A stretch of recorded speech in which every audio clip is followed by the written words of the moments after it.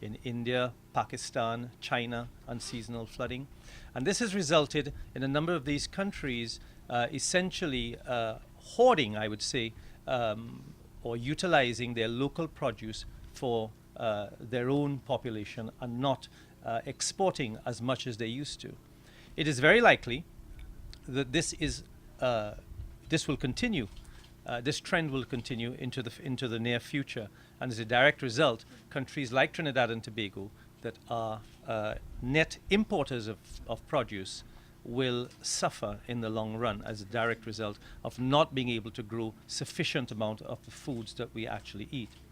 Secondly, there are another one of the factors that have come together at this nexus is the whole issue of rising prices of energy and of oil and on gas, energy prices, which has essentially resulted in more lands being taken out of agricultural produce, as you see here today, and being put into creating crops for energy like ethanol and so on.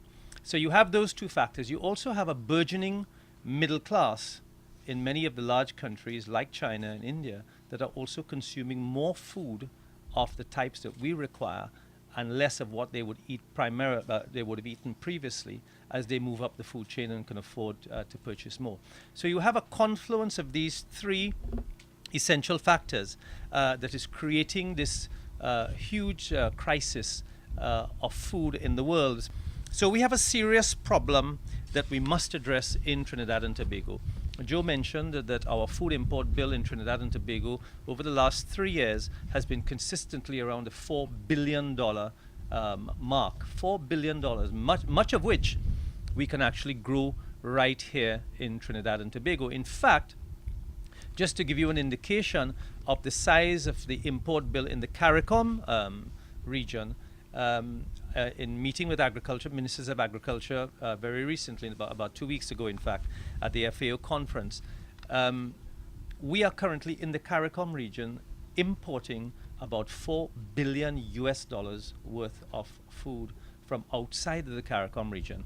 So what that tells you is not just the need for us to grow more food in the Caribbean, but it gives you an indication of the size of the export market for our Trinidad producers, because we have a ready market in the Caribbean region that currently are importing $4 billion worth of food.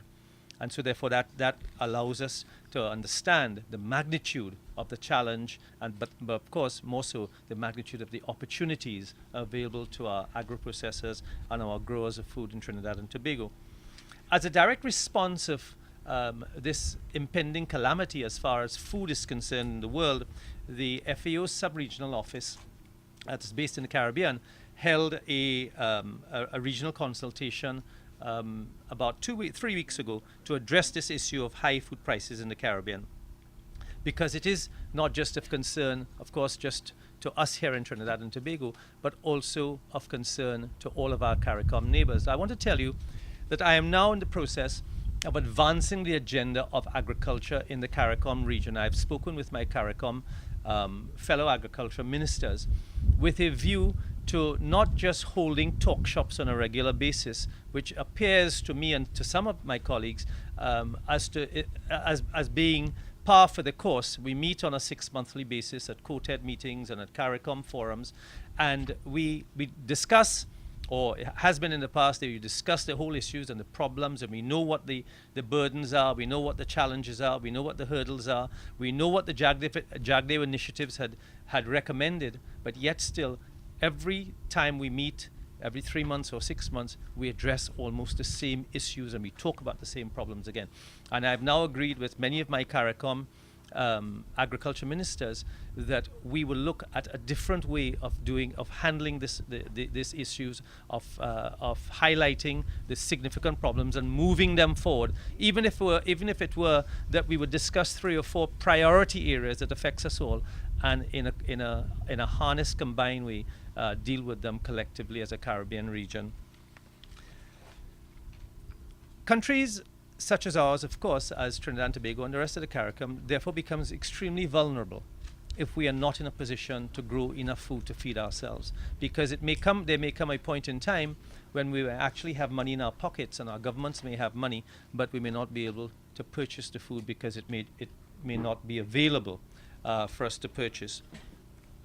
And that is why over the last 12 months, we have taken such a proactive approach in terms of going out, meeting with farmers. Many of you will know, who have followed us around, all the media has been with us for quite some time, that we've involved the farmers directly in all of the works that we've been doing in the sector. They've been involved in developing the one-year plan. In fact, we involved over 100 farmers' organizations in developing our one-year plan. We've involved over 40 fisherfolk organizations in developing our one-year plan. We've involved agriculturalists. We've involved those involved in the large farms in developing our one-year plan. We've involved them also in developing our incentive programs, because we've decided that, look, these are the people who are most affected by what we are going to put out. So I don't think it would have been logical, nor rational, nor progressive of us to have sat in St. Clair in an ivory tower and written out a prescription for what is necessary for the agricultural sector. So we've gotten all of the stakeholders literally. This is not lip service. This is actual work that we've done with the farmers of Trinidad and Tobago in developing all of our plans for the future of agriculture. So the Predia Lasni program that we will launch in about a week's time, the incentives program, the fish landing sites, where the ponds in the country are located. We put down over 300 irrigation ponds this year. In the last 4 months alone, we've put down 250 kilometers of access roads so farmers could get in and out of their lands. We've done this all in conjunction with the farmers of Trinidad and Tobago and the stakeholders involved, because we felt that they know more about what they go through and what they suffer on a daily basis, much more so than the technocrats and myself would know. And what has been the net result of all that we've done? And let me also say that we've only just touched the surface of the work that we need to do.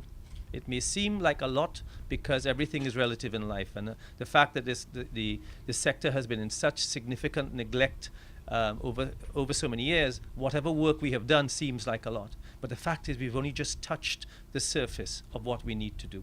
And what has been the net result of what we've done so far? Well, many of you will know that when we came into office in May of 2010, last year, just over 12 months ago, the rate of inflation was running at 17%, 17%.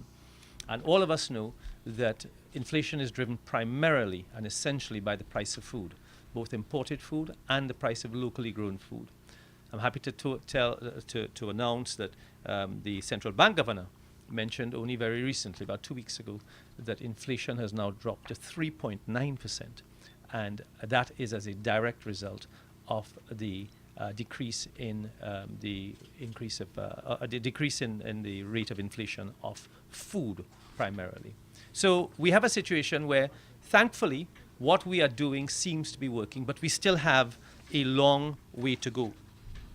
And what we're doing is in keeping with a mandate, again, that we developed in conjunction with the farmers and for the nation. The first was to reduce inflation, which I've mentioned has dropped from 17 to 3.9%. The other is to decrease our food import bill, which is $4 billion, as I mentioned. And we're looking, and as Joe mentioned earlier today, a lot of what they're doing is going to be food import substitution. So as a direct result of that, we will be in a position to reduce our food import bill and not compete against our local farmers, our small farmers. A lot of it is going to go into agro-processing. And I know when we first started talking earlier this year or late last year, there was also talk about substitution of the base for ketchup. Many of you may not know, but Taba has been doing work on using pawpaw as a base for ketchup, and it's almost indistinguishable in terms of the ketchup that you actually use. So a lot of these things that we currently import, I would think almost 100% of currently in Trinidad and Tobago, can now be import substituted along the value chain, not just a primary product like corn and onions, but things like pepper that goes into pepper mash, as Joe mentioned, and things like ketchup. The third thing that we're attempting to do with regard to our mandate is to ensure that we can create long-term sustainable employment for our people. Because when we set up a farm like this, clearly we're going to create employment.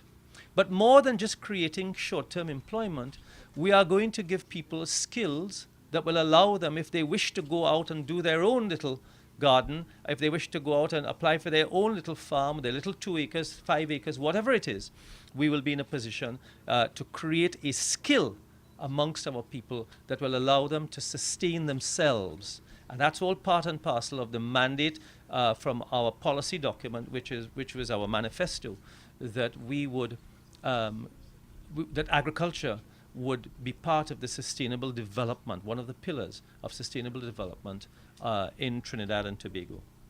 The fourth area, of course, is the contribution to the diversification of the economy. We've spoken for many years about the diversification away from oil and gas, and of course this is one further way of diversifying away from oil and gas. And of course the last mandate is where I started, which was the area of food security, providing food security for our people, which is probably the most essential and the most basic need that all human beings require to continue to live.